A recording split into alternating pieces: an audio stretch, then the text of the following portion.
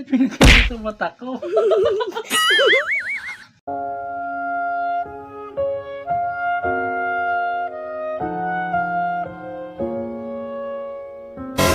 Kung akala mo mali, tagal-tagal ko na dito sa bahay, alam ko na ang pasikot-sikot ng mga gamit dito.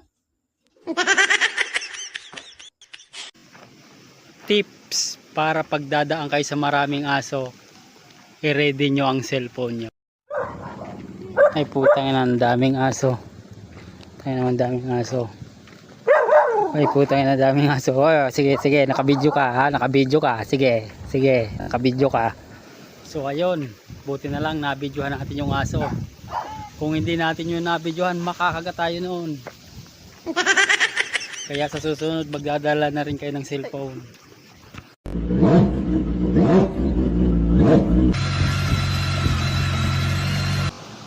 Siyempre, magpapahuli ba ang Pinoy? Magaling ang Pinoy sa pag-modified ng mga motor. Itong atin oh. Tunog 400cc. Sound check natin.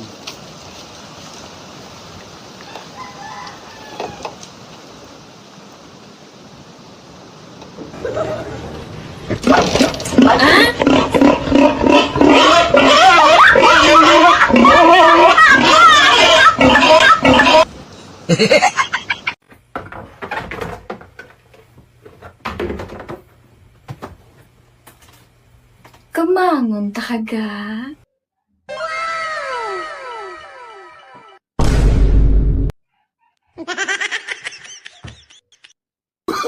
Oh, no, no, no, no.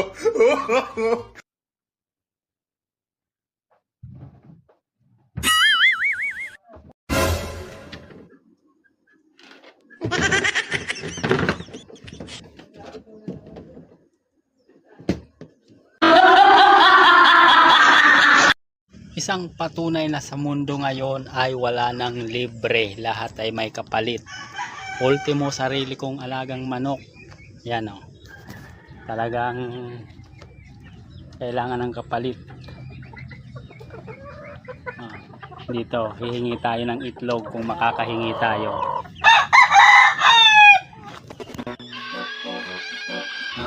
Ayan o, kita mo o. Talagang hindi ka bibigyan at kailangan mo pa talagang bigyan ng kapalit bago ka makakuha. Saka kanyan bibigyan kasi may nakuha na siyang kapalit. Diba?